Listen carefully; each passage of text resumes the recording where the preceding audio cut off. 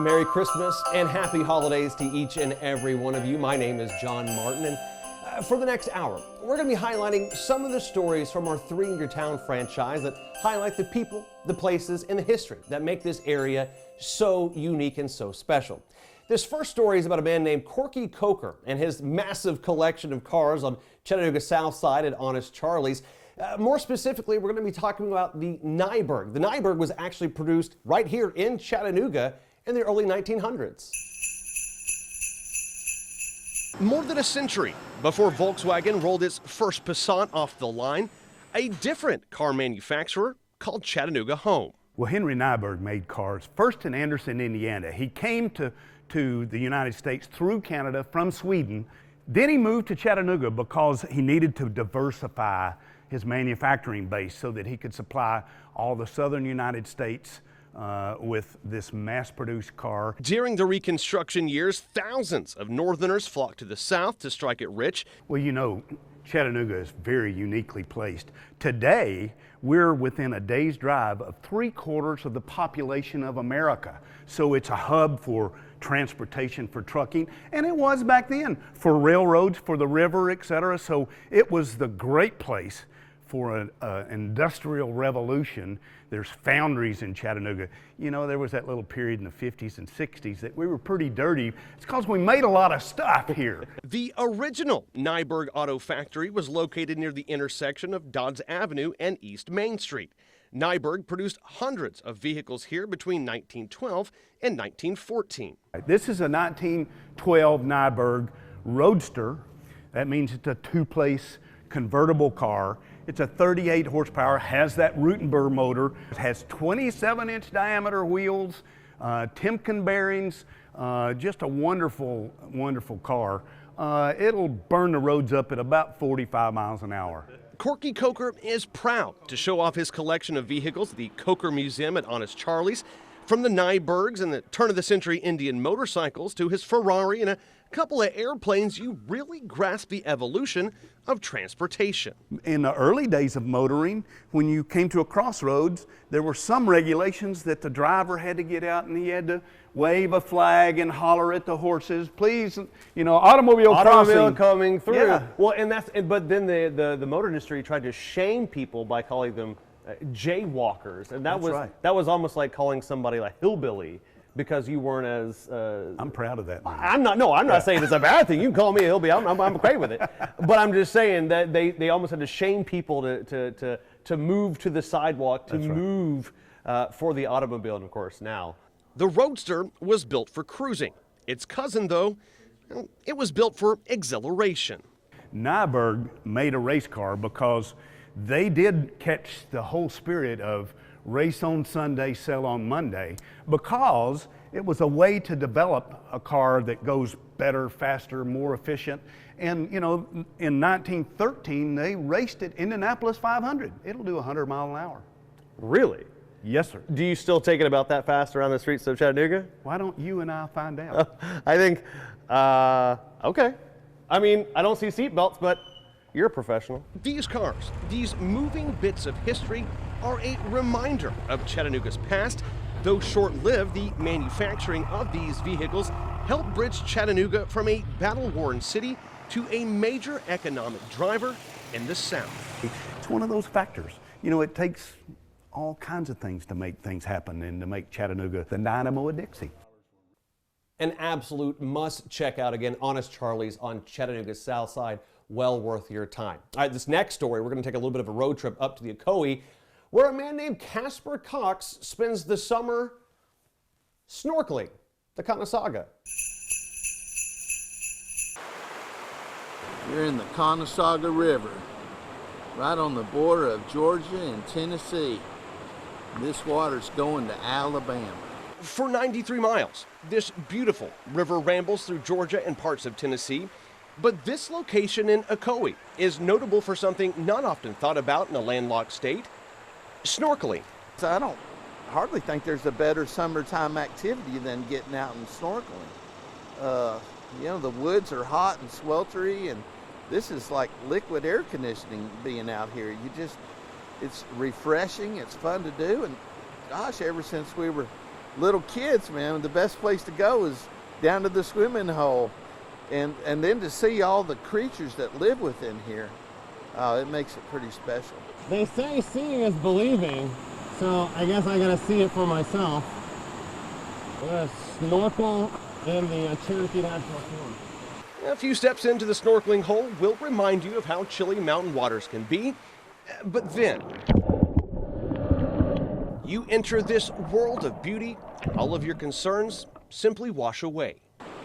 And you get to see the fish's behavior, the big red horses and the suckers and the drum. There's a lot of neat fish in here, probably 7 or 8 different kinds of darters. Another thing you'll notice about this portion of the Conasauga is how clean and clear the water is. It's mostly that it's silt-free, that there's not a lot of development going on or fields being plowed or excessive roads. It's forested. It's like a living filter, and any rain gets, it gets filtered down. It's not washing in a bunch of dirt or debris from human activity. Casper Cox knows these waters well. He's been coming here for years. He even wrote a book about his experiences, and he believes that a little bit of snorkeling here in the Cherokee National Forest can do a lot for the soul. You know, my dad used to take me hunting all the time, and you'd sit there on a squirrel tree and maybe see a couple squirrels. But when you put your head in the water here, you're just surrounded by life. Just bring your mask and snorkel, and you'll be surprised at what you see. So take full advantage of it. An absolutely unique experience, and you can do it. Just maybe wait till it warms up a little bit. After the break, we're going to take a ride up the Incline to celebrate one of Chattanooga's most iconic attractions.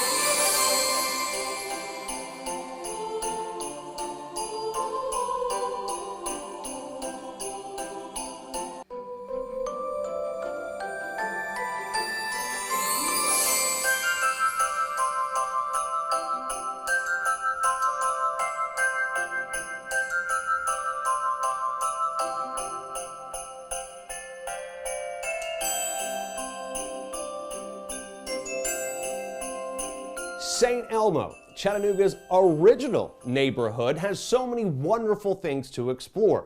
From the craftsman-style bungalow architecture to maybe some food over at Mr. T's Pizza, where they have incredible cheese bread, or the Naughty Cat Cafe, where you can play with 30 adorable cats, maybe take one home with you.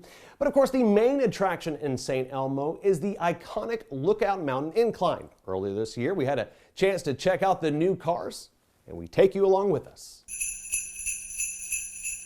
For 125 years, the Lookout Mountain Incline Railway has been taking passengers up and down America's most amazing mile. How many trips, you ask? 4 million passenger trips. Yep, 4,000,001 passenger trips.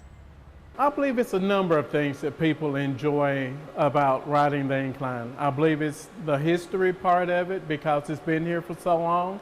I believe it's the view because, this is the highest point on top of Lookout Mountain. We're 2,140 feet above sea level up here. Opened on November 16th, 1895, the Incline number 2 was constructed by John Crass and the Lookout Mountain Incline Railway Company.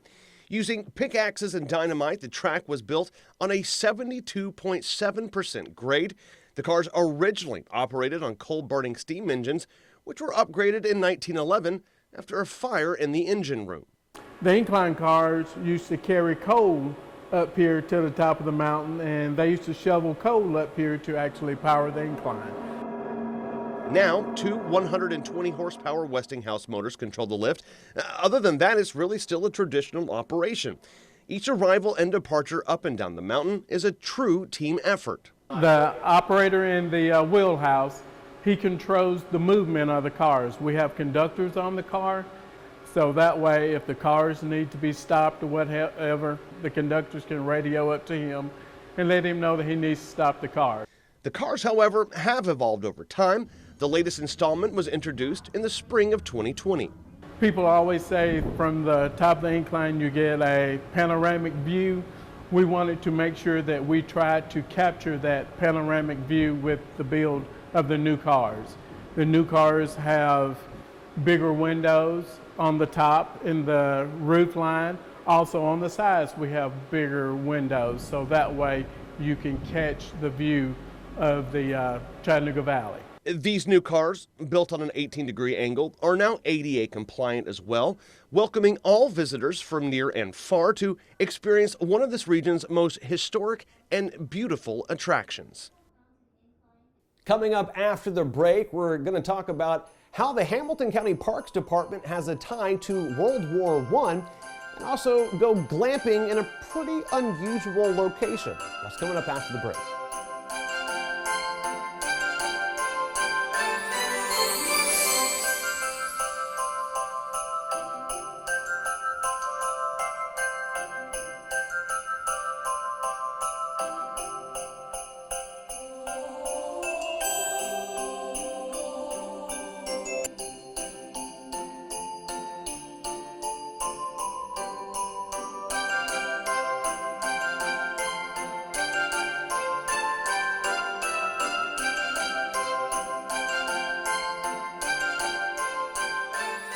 Welcome back, everyone. Do you know the history of the bunkers at Enterprise South? Well, if you don't, now you will.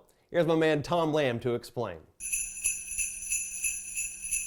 Here at Enterprise South Nature Park, not only can you enjoy the thousands of acres that make up this beautiful Hamilton County Park, you can also get an up-close history lesson about how this area truly impacted the Allied efforts in the Western European theater of war in the early 1900s. At the beginning of World War I, the Army took over a huge portion of land, nearly 7,000 acres, to develop a volunteer Army ammunition plant. They had a chemical plant that manufactured TNT, and they had storage facilities out here. So the Army had a huge installation. It was all to support the war effort, but it employed lots of people in the area. In February of 1993, the Army began assessing procedures for disposal of the property. And in February 1998, the Government Services Administration approached the city and county about their interest in acquisition of the site. The park was open to the public in December of 2010, and immediately people began to ask about the bunkers spread across the 2,800-acre property. Generally, everyone refers to these as bunkers. They're technically a Corbetta magazine. They are storage facilities. There are 100 of this type of facility on this property, and this is where they stored the TNT. So it was mass-produced in flakes, stored in wooden crates, and then kept in these facilities until it was shipped out by rail or boat eventually. There are more than 20 miles of trail here, and many of them lead up to or through these concrete domes. A lot of people see the bunkers when they first come into the park and they don't know what they are, because the way they're constructed, you can see they're covered with dirt. They've got trees and plants that have grown on them over the years.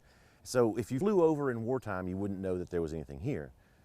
We've pretty much left everything as it was. Not all of the bunkers are open, but the ones that we've opened for historical context and just as an exhibit, people really enjoy going inside. They have got huge echoes. They don't know what they are. People are wondering what's behind these doors. So we're just trying to help promote the history of the property by leaving some of these open for displays and exhibits. If there was ever any kind of accident, the way that they're all oriented and distanced apart, if there was a blast, all of the energy would be captured and go straight out the top.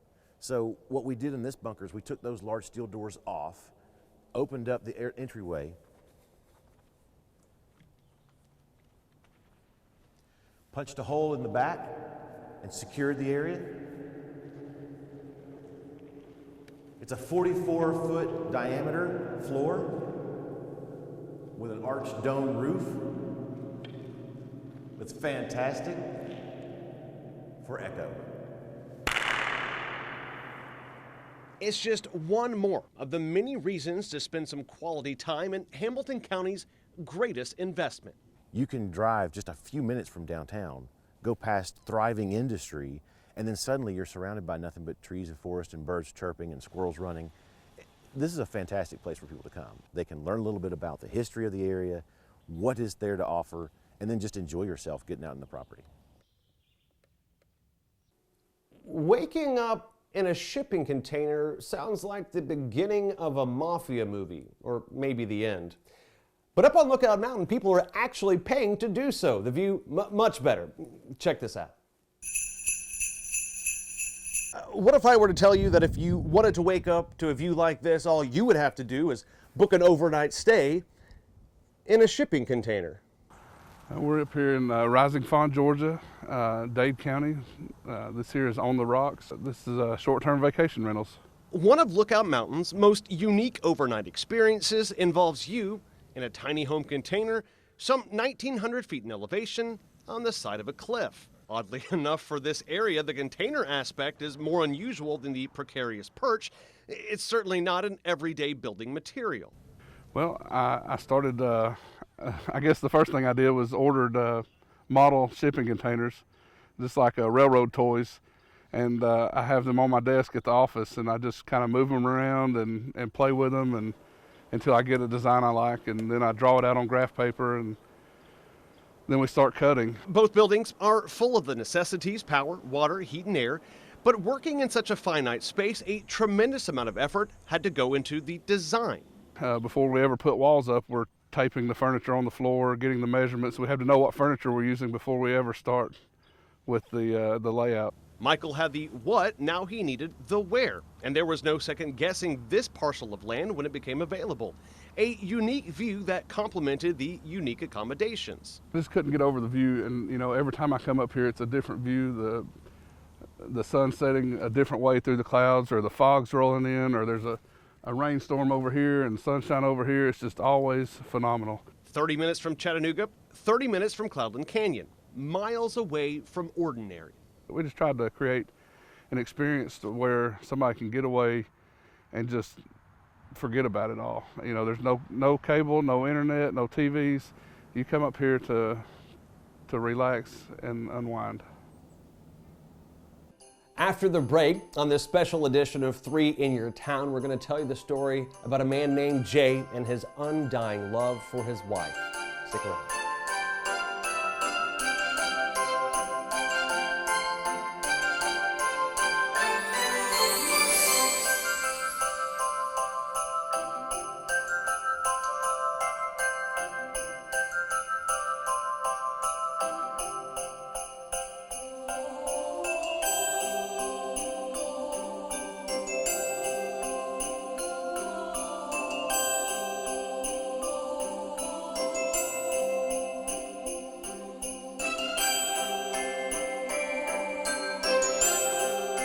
This is a story about a World War II vet named Jay and the love he has for his wife. It is an absolute pleasure to bring his story to you now. I bought that coat there, Ben Blocks downtown, paid $1 down on it and $1 a month. Cost $4.95. I look pretty good in it. You do. It's a sharp picture. Look at you. You're a dapper Dan man. Yeah. Look at that. That's a good looking couple. That's a good looking couple Yes, right sir. there. Jay and Vivian were teenagers in Chattanooga who met shortly before Jay was shipped off to the South Pacific during World War II. Happily married for 7 decades, Jay was in it from day one. I'd walked all the way from Highland Park and Daly Avenue. You know where it is. Yeah, of course. You know where Unum's parking lot downtown, 19 East 4th Street? Yep. I'd walk down there, and me and her'd walk to Warner Park. She would skate. Then we'd walk all the way to 19 East 4th Street, and then I'd walk all the way back to Highland Park. It's a long walk. A fella told me one time, he said, "You realize, hell, that's almost 10 miles. I said, didn't seem far to me. We got to hold hands all the way there and back. Jay made it back from the war, and the two raised a family here in Chattanooga. There are countless stories that he loves to tell about their time together. But in 2014, Vivian fell sick and passed away. But she's still with us. Everything that ever happened to me, she made it happen. whatever I am today, she made it happen. She had so much confidence in me. Since that day 6 years ago, each and every morning, Jay packs up his lawn chair, a couple of freshly cut flowers, and visits Vivian at the Chattanooga National Cemetery. The grass in front of her headstone worn out due to the hours spent there by Jay. This day is their 76th wedding anniversary. Jay explains that the two were essentially homeless and uneducated when they met, and even after marriage, the two struggled to make ends meet. But it was their love for one another that kept them going. We lived in a one-room apartment over on North Market Street. We shared the bathroom and the kitchen with another couple. We didn't have no furniture, but we had one another. We were together. Eventually, times got a little easier financially. Jay landed a good job, Vivian raised the children. And for some, when things get easier in life, it's easier to forget your past and even where you might be headed. Well, Vivian had something to say to Jay about that. I thought I knew something, you know. Said I a lot of times. She handed me a little piece of paper. She told me, said, I want you to read this word, and it says that I in it, I'll change it. The word was we. I said, now I don't want to hear that word I anymore. It's we. So Jay will continue to visit Vivian every day, to talk with her, to sing to her. Out of heaven's gate, oh Vivian, I can feel your prayers are watching over me. To thank her for all the years that made them we. I know we'll spend together in eternity. We have much more to come on this special edition of Three in Your Town. In the next half hour, we're going to take you down to a pretty special car museum in White, Georgia. We're also going to take you up to Madisonville to explore the world's best bacon and how they can put that together. And we'll also explore the legend of the Moon-Eyed People. That's all coming up next.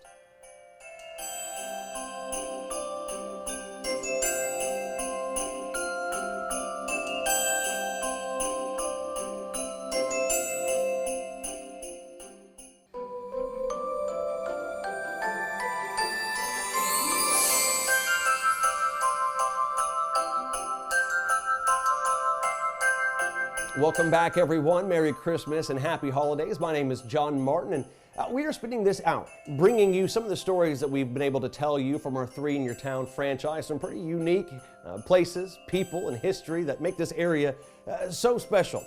This next story, we took a bit of a drive down to White, Georgia to go to Old Car City, USA to meet up with a man named Dean and Monkey Wrench. Welcome to Old Car City, USA in beautiful White, Georgia, where you can come out and enjoy a little bit of art, a little bit of nature, and a little bit of history. We've been here since 1931.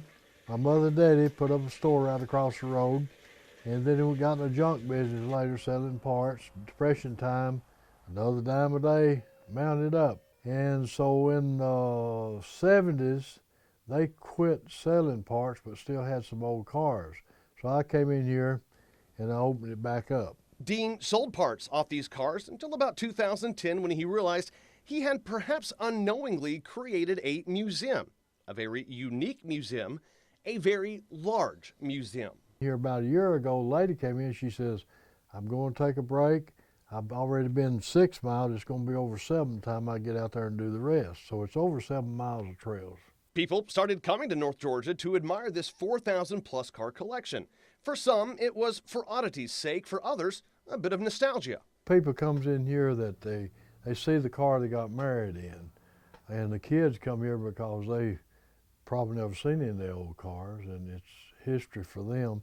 But we have people coming in here that wants to take their anniversary pictures. They don't mind if it's a junk car or a rough car, it's 67 GTO. So they come and they a lot of times bring their family and a photographer and they take pictures. Of course, when you're trying to find one particular make on this 34-acre lot, you're gonna need someone who knows the place. Well, do they have the guide for you? My name is Monkey Wrench, here at Old Car City. We're at the best place you could be on earth as far as old cars. Monkey Wrench started coming here when he was just 15. At the time, he was just a car enthusiast. I went across the street, talked with Dean. I asked him to look at the cars, and he said, "Did you pack a lunch?" And I said, "No." He said, "Well, you should have." Now, this Mopar man helps oversee the day-to-day facility operations. The guy has more car knowledge than just about any gearhead, but Monkey Wrench also understands the subtle beauty of each car design. The art is the art of the cars. I mean, we had style back then that we no longer have because everybody's trying to make a quick buck, and the world went automatic. Over the past decade, photographers have really started to appreciate the beauty of Old Car City, the light, the lines, the juxtaposition. Now it is an actual worldwide destination for a nominal fee. A few years later, they started bringing models in. So I seen that they were making money. Why couldn't I make a little money? Dean is an art enthusiast. He encourages it and even participates in it. He actually has his own gallery here. A majority of it is comprised of his cup art, a cessation technique to curb a smoking habit of more than 40 years ago. So whether it's the cups, the cars, or the clean air, this whole place is geared to have you experience something a little left of center. A lot of them come by Pacific to see me to congratulate me for saving all this history, and get a lot of compliments like that, and that makes your day. Makes you want to come in the next morning early, By now, I'm sure you've all heard the story about when Walter Cronkite called Chattanooga the dirtiest city in America. But down the road in Copper Basin, Tennessee, things were a lot worse, but they've rebounded. This is their success story. The beauty and the nature that we have here is by far the best because you have mountains all around you. You have any trail that you can think of, any waterfall literally right here in your backyard. You have the whitewater rafting. You have literally trails amongst trails amongst trails. But of course, that hasn't always been the case. In fact, in the 1960s, it was said that astronauts could see 3 man-made objects from outer space: the Great Wall of China, the pyramids of Egypt, and the environmental scarring of the Copper Basin. Everything was red hills. That's the only thing that you could actually see is red hills. And I'm 43. Literally, I remember seeing the red hills. So, I mean, it wasn't that long ago that you didn't see all this beautiful vegetation that we have now. In 1843, copper was discovered in the area where Georgia, North Carolina, and Tennessee meet. By the 1850s, this patch of Polk County supported one of the biggest copper mines in America.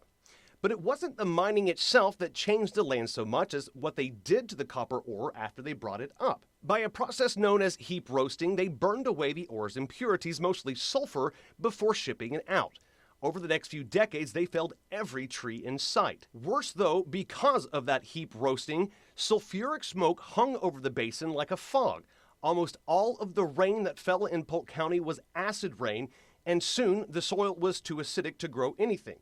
But the mining continued. It was the mining operations that kept food on the table for thousands of families here as towns around them shuttered. Turtletown, Isabella. Turtletown over there, kind of defunct. Reliance, kind of areas around there, defunct. But this town was full of tough people, and they kept it going. Grit. True grit. Absolutely true grit. That is my biggest thing that I've noticed over the years. Is all of the miners still to this day, you can walk down the street and you can pick them out. You still know those true grit hometown boys. You know who they are. Decades of reforestation took place on the denuded 40 square mile area, and today you can see those efforts. The last mine shaft closed in 1987. Now, this site is home to the Ducktown Basin Museum, an impressive overall collection of items that celebrates the unique heritage of the town and teaches the importance of being good stewards of the land. History needs to stay alive because history is always going to repeat itself. Leave something in a better place than what you found it. If you get enough of that information out there, can definitely teach people that. I'll always want to be that one to give that information. After the break, we are taking a drive to beautiful Madisonville, Tennessee, up Highway 411 to check out Bentons Bacon. It is arguably the best bacon in the world. Stick around.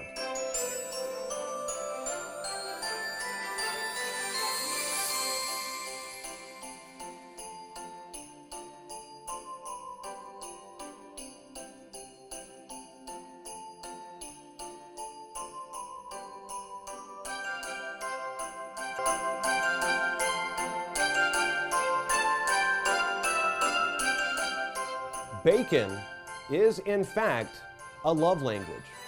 And if you disagree with that statement, you are wrong. Up the Highway 411 in Madisonville, Tennessee, there's a place called Bentons Bacon that's been making the world's best bacon for decades now. Alan Benton is in charge there. And when I say it's the world's best bacon, it's been written up in numerous magazines, appeared on several television shows, and shipped to chefs all across the United States for its unique flavor. And we take you there right now in this special edition of 3 in Your Town. It is not an exaggeration to say that behind me in this unassuming building on the side of 411 in Madisonville, the fine men and women of Bentons make the world's best bacon. We constantly refer to ourselves here as hillbillies. We wear that moniker proudly. The food I make was literally sustenance food for poor Appalachians. The recipe came straight from the log smokehouse behind the house I was born in. Alan Benton has been in the country ham business since 1973. He's been written up in dozens of magazines, appeared in countless television programs. He is top hog in the food industry. But it hasn't always been glitz and glamour for this culinary king. The first 25 years in business, I struggled. It was a real struggle just to keep the door open. In the last 20 years, we've seen a lot of growth, and our products are popular with chefs all over the country.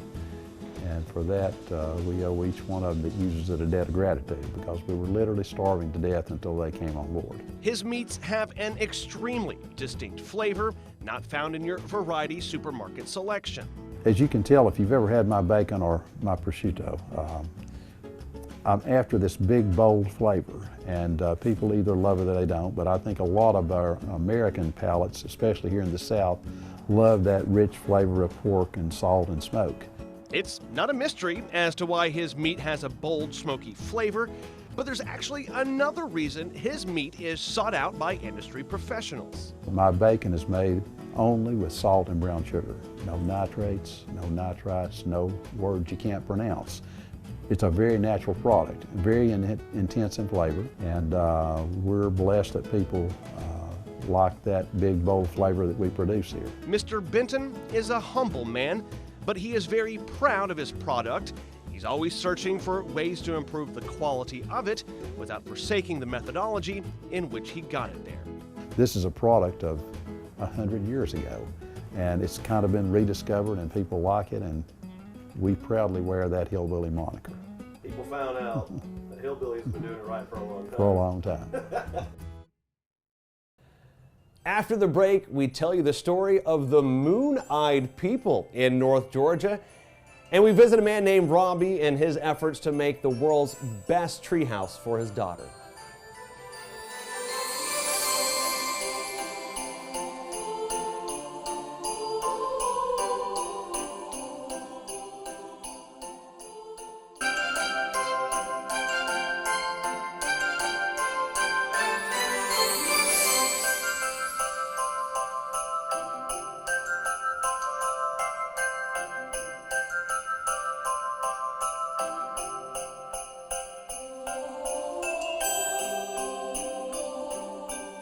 Welcome back and Merry Christmas, everyone, to this special edition of 3 in Your Town.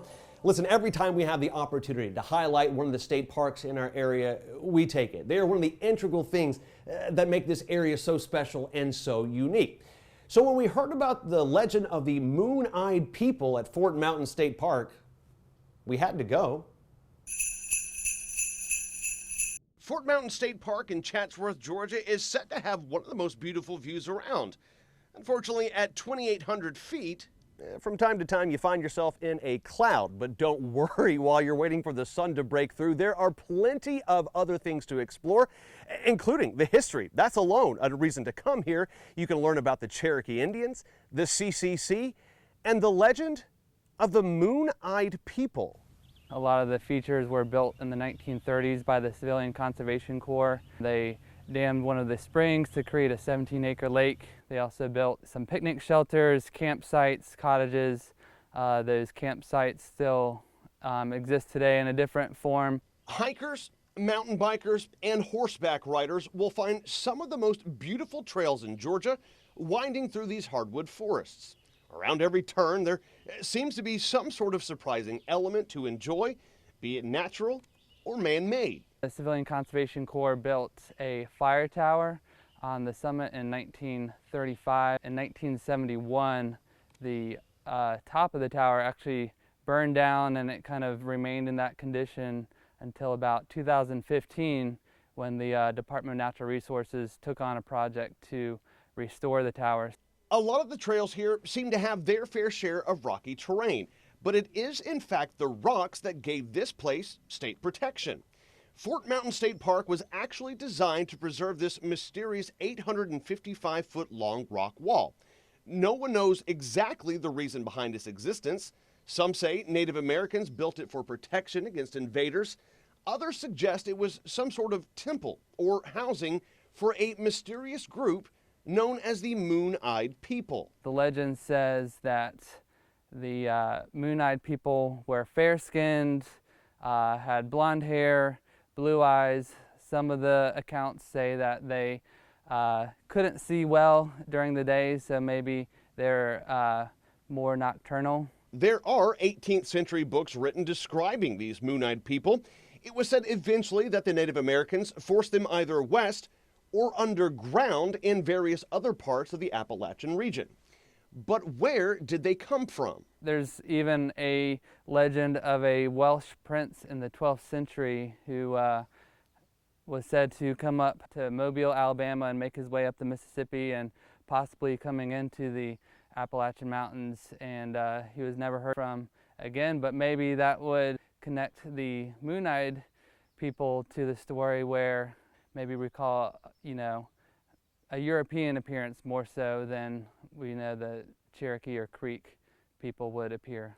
Shrouded by cloud or mystery, Fort Mountain is a great destination for hiking and history lessons alike. It's almost like there's a historic site located within the state park, because you have the history of the CCC in the park, you have the ancient stone wall here, and then on top of that you have all the recreation amenities, and just enjoy it for days at a time. One way to build a fort. Here's another way, with wood and a tree. This is a story about Robbie and his daughter Harper building what is quite arguably the best tree fort in all of Middle Valley.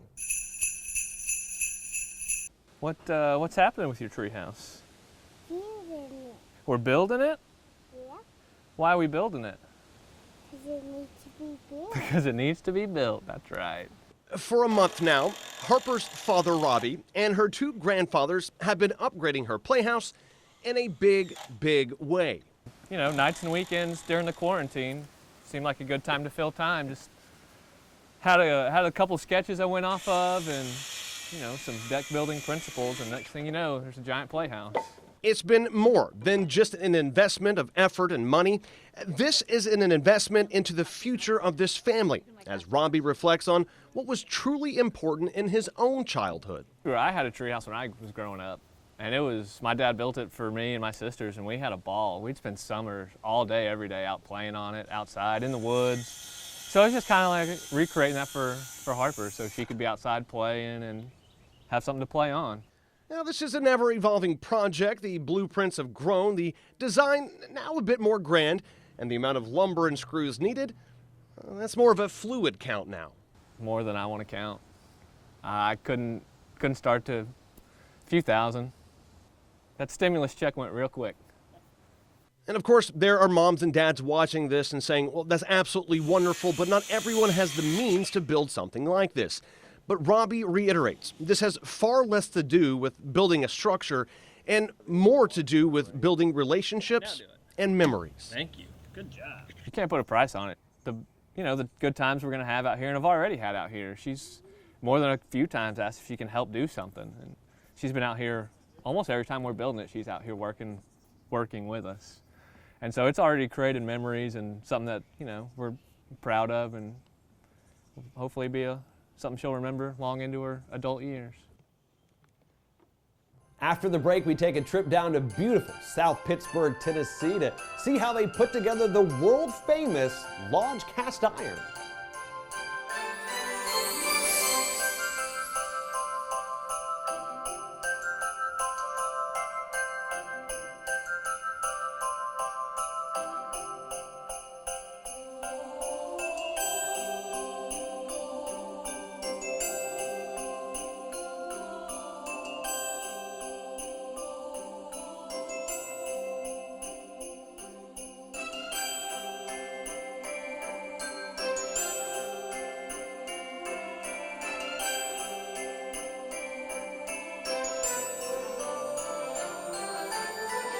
Meriwether Lewis, as in Lewis and Clark, the senior leader of the Lewis and Clark expedition, buried alongside the Natchez Trace Parkway here in Tennessee. Over the past few years, we've been chasing waterfalls in North Georgia and Western Carolina, and while we'll never tell you to stop doing that, if you're looking for a bit of a shorter drive, might I recommend the beauty of Tullahoma, Tennessee.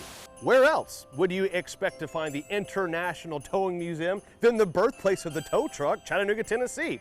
This place is chock full of not only history, but automotive artistry.